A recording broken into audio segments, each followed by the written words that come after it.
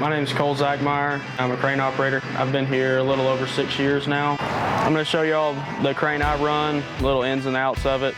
Liebherr 350, which is an LTM 1300 6.2, has 256 feet of main boom, 69 feet of jib, and 212,000 pounds of counterweight. It drives pretty much like a car. You got a bunch of buttons over here, your different steering modes to get into tight spots and turn a little sharper. Your Bluetooth remote that controls your outriggers and everything on the crane. You can put it in this remote and run every function from the crane. It's governed at 53 miles an hour, so most of the time I'm in the right lane going slow. A lot of cars just kind of are scared of it and get out of the way. Pretty easy driving vehicle. It's just big. Being overweight and over width, you have a oversized load permit, so I have a permitted route for every job I go to. So whenever I arrive at a job site, I have to try to assess the situation on what the customer's needs are. And most of the time that's already told to me from the office. A lot of cranes have ACs here. If it's in the summertime, you're in the air conditioning. If it's the winter, you're in the heat. Some of my favorite jobs, going to Six Flags to work on acrophobia. I like going to State Farm Arena, Mercedes-Benz. Running the crane's the easy part. The hard part is trying to get your crane set up and figure out how you're going to do the job. Learn most of your knowledge from other guys in the field that have done it before and are helping you progress your way through the industry.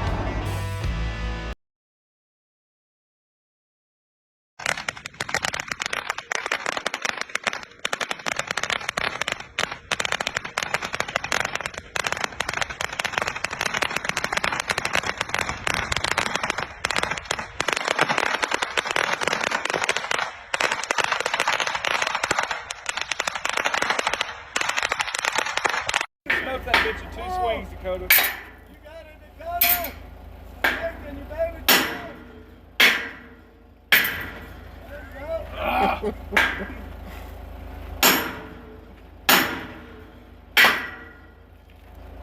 Get it? Hit it with your butt or something, dude. Hit it with your butt. There you go. Dakota, I'll go do it, God. So, current standings. Replacing those light bulbs, cleared out 2 codes. These light bulbs here cleared out 2 more codes, so now I just have an outrigger pressure sensor, cable brake code to deal with, and a joystick code in the cab. Crane Guy 76, and I got a question for you hydro guys. How high do you like to be? Do you like to be as high as you can get? Or do you like to be as low as you can go? I got my own thoughts and opinions on the matter, but I want yours. Leave me a comment.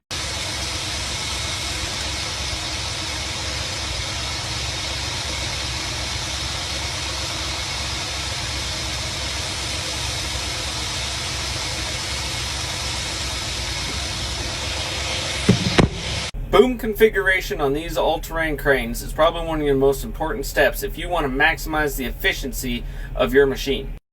Now you could do 2 things with the crane, relatively speaking. You could pick heavy up close, or you could pick light far away. And selecting the proper boom configuration allows you to maximize those capacities. All-terrain cranes come with anywhere between 3 and 7 sections of boom, and they're numbered from the outside in. I like to think of it as this, what you can see right here, the base section, that is T0, and then you work in from there. My crane has 4 sections, 1, 2, 3, and 4. Each section could be set at 3 positions, 0%, 50%, and 100%. It is as simple as it gets when it comes to the pin and latch boom system. So that gives me about 75 different boom configurations. Grove has decided that only 25 of those are worth making a chart of. Now your innermost boom section is your smallest and lightest boom section, where your outermost boom section is the heaviest, but it is also the strongest. Let's take a look at our 100-foot boom length chart. There are 3 different configurations that I could put this crane into to give me roughly 100 feet. And each configuration has its advantage depending on the radius. So starting from the outside working in, I have sections 1, 2, 3, and 4. So if I'm picking close and I need to pick heavy, You can see I have a strong boom here because from the inside out is half lengths, and then at the very bottom, number 1 section is at 100%. This is my strong chart, and up to 45 feet, it has the best capacity. There's about 10,000 pound difference than pushing out the innermost sections, which are the weak boom sections. Now let's say I want a mid-range, a combination of reach and strength. Between 50 and 75 feet, we would flip our boom configuration to have the light boom out at 100%, and then the other 3 at 50%. Now if I'm reaching way out there and I'm laying it flat, 80 feet to 90 feet, we would have our lightest boom sections plus the next one in order to get out there that far, because now we're not holding up the weight of the boom. Boom configuration is just one more important step into maximizing the efficiency of your machine, along with boom length, boom angle, and counterweight package and parts of line.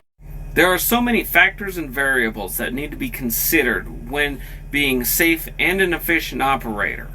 So next time somebody just calls you a lever puller, just smile and laugh.